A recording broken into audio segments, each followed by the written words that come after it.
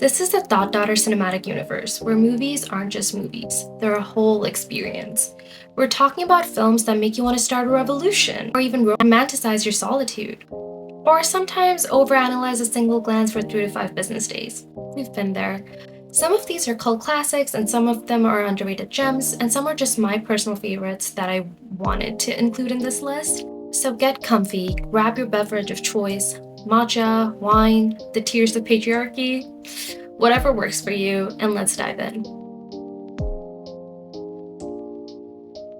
Before we get into the ultimate watch list, let's talk about how Thought Daughter became a thing. The term itself is a playful evolution of feminist internet culture, blending deep intellect with a kind of rebellious, independent femininity. The concept has roots in literature, philosophy, and media that have long explored the female experience.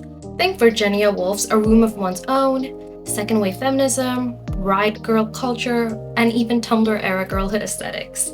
The 2010s saw the rise of the sad girl archetype, aka the virgin suicide, girls, fleabag, which evolved into something more self-aware and empowered.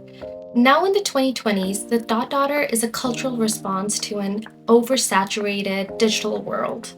Social media played a huge role in this. TikTok, Letterboxd, and feminist film discourse on Twitter made it easy to romanticize and analyze movies in a way that felt deeply personal yet widely relevant. Greta Gerwig's Barbie breaking box office records while simultaneously being a dissertation on patriarchy, peak Thought Daughter moment. Even the cultural obsession with female rage, such as Gone Girl, Promising Young Woman, Saltburn, is a part of this larger movement. And of course, history paved the way. The feminist waves of the 20th century pushed for gender equality, while the rise of independent female-led cinema in the 90s and 2000s, like Buffalo 66, Lost in Translation, Jennifer's Body, created spaces for women's stories that weren't just about romance anymore. The Thought Daughter is a culmination of all of this. She's a little bit rebellious, a little bit heartbroken, and a lot self-aware. We're going to start this list with the most Thought Daughter-esque movie to ever exist, which is Little Woman. Every girl who has ever sat in a coffee shop journaling about her thoughts is spiritually connected to Jo March, who ran so every tote bag carrying, letter writing, mildly pretentious woman could sprint. The plot, it's basically four sisters just vibing until capitalism, romance, and the crushing weight of societal expectations show up like an unwelcome party guest. Every woman in this film is faced with one of life's three inevitable struggles: financial ruin, the deep yearning for a life beyond what society allows, or Timothée Chalamet standing on a bare field begging them to love him. At its core, Little Woman is about choosing your own path, whether that means following your art, your heart, or the vague promise of financial stability. It's the original, I don't know what I'm doing with my life, but I'm feeling a lot kind of movie, and for that, we love it. If being 17 and so convinced you're destined to greatness was a movie, it would be this one. Lady Bird is a love letter to dramatic teenagers, complicated mother-daughter relationships, and the undying belief that moving to a big city will fix all of your problems. Greta Gerwig delivers peak Thought Daughter cinema, equal parts hilarious, heartbreaking, and painfully relatable. Watch this if you've ever made a grand declaration about your identity, cried in a thrift store dress, or felt deeply misunderstood in your suburban hometown. If Lady Bird is the rebellious younger daughter and Little Woman is the responsible eldest daughter, Frances Ha is a messy, idealistic, and slightly delusional middle child who's still figuring out what rent control is.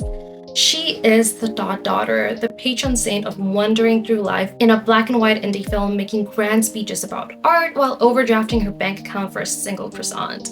The movie is a cinematic equivalent of thinking you're about to have a life-changing moment when walking alone at night in New York City, only to realize that you just stepped in dog piss.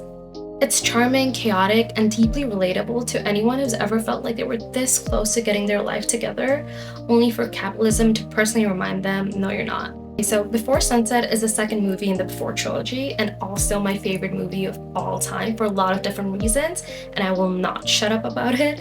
But for this video and the context of it, we're just gonna focus on one character, which is Celine. She is undisputed the Thought Daughter and captures the entire essence of what it means to be a Thought Daughter. Specifically in the second movie, I think she's more mature than the first one and a little less depressed than the third one, so that's why we're going to talk about the second one. Celine is a woman who shows up at a cafe in Paris to meet the one that got away, and instead of acting too cool as if she doesn't care, she starts having a full-blown existential crisis about the meaning of love, fate, and the crushing weight of nothing in her life turning out as she expected it to be. To a man she had a one-night stand with 9 years ago. She is the walking, talking proof that existential dread looks so much better when you're wearing a vintage blazer and holding a coffee like a prop. Her character is peak thought daughter because she doesn't have the answers, just a whole bunch of beautifully articulated questions. She talks about the illusion of time, the lies we tell ourselves, and how the choices we make, or even don't make, shape us, and somehow it's all so very deeply relatable and very pretentious too. But she's valid. She's aggressively questioning her life choices while walking aimlessly through Paris, dropping wisdom like she's trying to win a TED Talk. Her vulnerability, her contradictions, and her deep sense of longing resonate because they feel so real. And maybe that's the most important thought daughter thing of all, because sometimes it's not about figuring it out, but about accepting that maybe we never will figure it out, and being okay with that. I'm gonna tell you this right now. Black Swan ran because the red shoes walked first. It really paved its way for future cinema, and not only about the concept of dancing, but the inner turmoil of following one's passion and other societal expectations. The plot of The Red Shoe centers around Vicky and her journey as she becomes consumed by the desire to be the best ballerina, pulling her into a world of perfection that increasingly feels toxic. The iconic red shoes are her ticket to greatness and her eventual downfall, a symbol of how obsession can seduce and destroy. It's the age-old struggle. Do you follow your dreams even if they demand everything from you, including your soul? The movie takes us into this terrifying, beautiful place where the line between art and madness blurred. What makes The Red Shoes the quintessential thought daughter movie is that how it forces you to ask, what is the cost of following your own passion? Is it worth it if it means losing yourself in the process? Like Celine from Before Sunset, Vicky doesn't have clear answers. She's in the thick of it, struggling to find balance between who she wants to be and the demands placed upon her as an artist and even as a person. Her internal conflict echoes the eternal thought daughter dilemma. How do you stay true to your art, your ambition, and yourself without sacrificing everything that makes you you? That makes you a human. Elaine from The Love Witch is what happens when the cool girl monologue from Gone Girl gets dipped in neon eyeshadow and filtered through vintage technicolor melodrama. She is on the hunt for a man, and not just any man. She wants to be loved, and she will do just about anything to achieve it. She weaponizes her hyperfemininity, transforming herself into the ultimate male fantasy, using love spells to lure men into her orbit.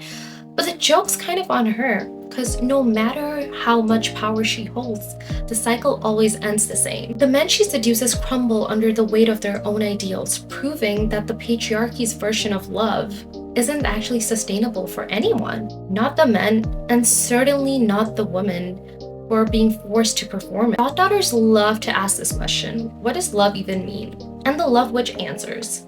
A construct designed to keep women desperate, delusional, and decorating their entire cages with pastel color lingerie. And let's talk about the aesthetics, because the film's entire look is a critique in itself.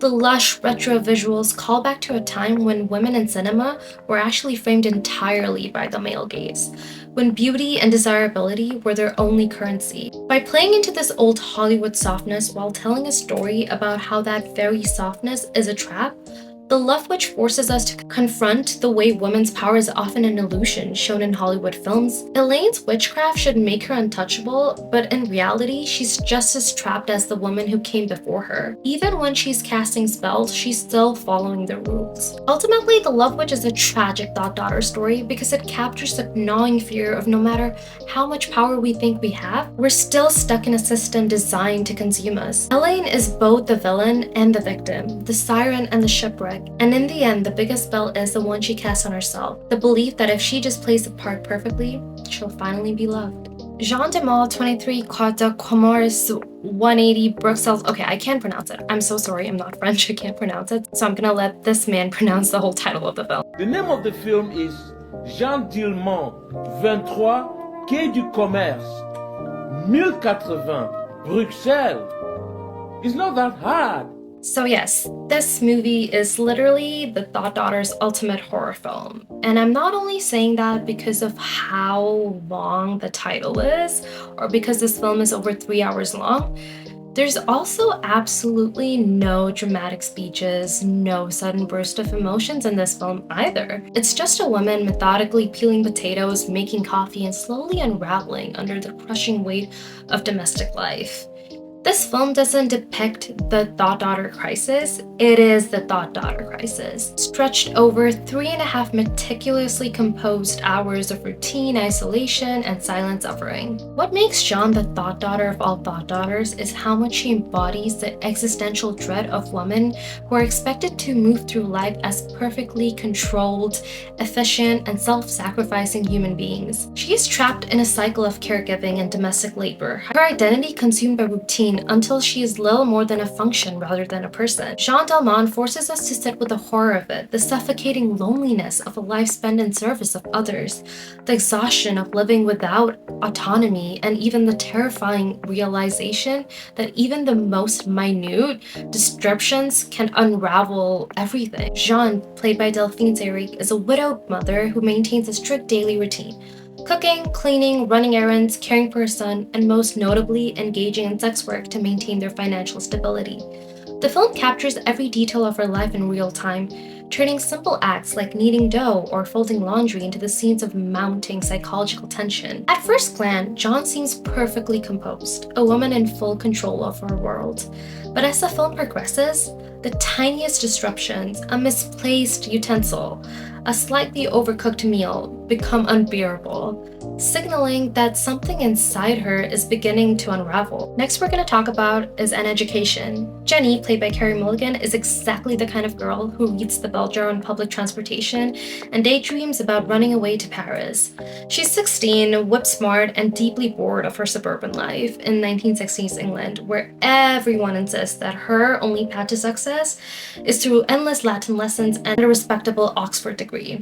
Enter David, a charming older man with a kind of effortless confidence that screams red flag, but in a suave way. He introduces Jenny into a world of fine dining, classical music, art auctions, and weekend getaways, making her believe that she's skipping the tedious struggle of an ordinary life and heading straight for the main character lifestyle. And this is where an education delivers one of the most brutal thought daughter lessons of all time.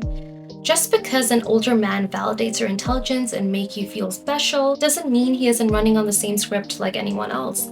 Jenny's downfall isn't just about romance, it's about the delusionment that comes when you realize that adulthood isn't all intrigue and sophistication. And the men who act like they're elevating you are often just exploiting your naivety. The film perfectly captures the thought daughter rite of passage. The moment when you realize intelligence alone isn't a shield, that romance isn't the same thing as freedom, and that real education isn't about books, it's about learning how to protect yourself.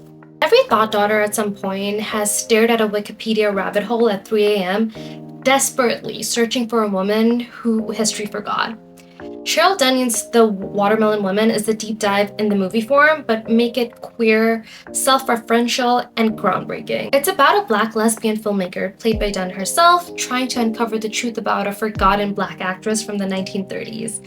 And in the process, realizing that history, like Hollywood itself, and the world is full of missing pieces when it comes to women like her. Cheryl, our thought daughter-in-chief, is a video store clerk and aspiring filmmaker who stumbles across an old film credit for a mysterious actress known only as a watermelon woman. Immediately, she's hooked because obviously, thought daughters love an obscure female figure that no one else has heard about. As she pieces together this woman's story, Cheryl is also navigating her own messy, deeply relatable 20s, dodging annoying white feminists, working a day job that barely pays, and crushing on a hot but questionable white woman, and trying to figure out what it actually means to make art when you come from a history that tried to erase you. What makes The Watermelon Woman peak thought daughter cinema is that it's both a critique and a celebration of film history. The director exposes how Black women, especially queer Black women, have been sidelined, erased, or reduced to stereotypes in Hollywood for ages. But instead of just lamenting that loss, she creates something in its place. The film itself is an act of reclamation, a defined reminder that if the history books don't tell your story, you make your own story. I know we've only talked about movies because that's more of my forte, but it would be an absolute sin if I do not mention my most favorite thought daughter TV series of all time, which is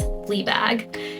She is messy. She's self-aware to the point of self-destruction, and she stares into the camera like she's about to ask you to Venmo for her therapy session just because she got hijacked. Fleabag isn't just a show, it's a spiritual doctrine, a confessional booth for every woman who's ever made a terrible decision and immediately followed it up with a witty monologue about why it wasn't that bad. At her core, Fleabag is also one of the most ultimate thought daughters of all time, only because she intellectualizes her feelings so hard that she actually forgets to feel them. Been there, done that.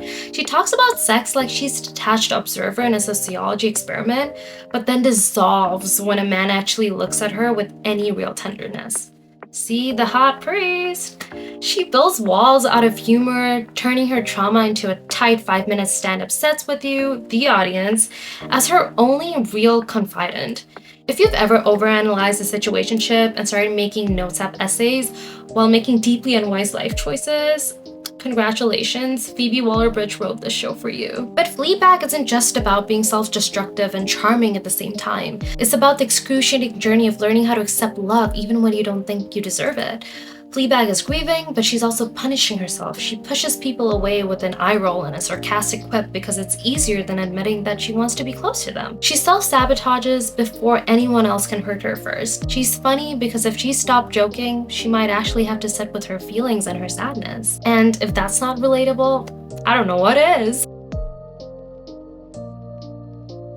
Movies aren't just entertainment, they shape culture, conversations, and even how we perceive and see ourselves. Thought Daughter cinema has inspired everything from fashion, such as the practical magic renaissance on TikTok, to activism, hello, Barbie breaking box office records while being so aggressively pink and aggressively feminist as well. These films capture the messy, vibrant, rebellious spirit of a woman in any era. Even outside of film, this energy has taken over pop culture. The rise of sad girl music such as Lana Del Rey, Mitski, Fiona Apple, and the literary girl renaissance of Atessa Mashega's My Year of Rest and Relaxation, Bell Hooks' resurgence on Book Talk, and much more. The revival of indies these aesthetics all point to a collective craving for deep introspective and sometimes unhinged feminine storytelling. And there you have it, your ultimate thought daughter watch list. Whether you're in a mood for a feminist rally cry, an artsy soul-searching moment, or a witchy escape, there's something here for every phase of your thought daughter-esque era. Now go forth, romanticize your life, and never let anyone tell you that watching Marie Antoinette for the 10th time isn't self-care. Also, don't forget to like, comment, and tell me which movies are essential for your own thought daughter list. I know I've missed a lot, and maybe I could make a part 2 too, because there's so many other films that I can think of adding.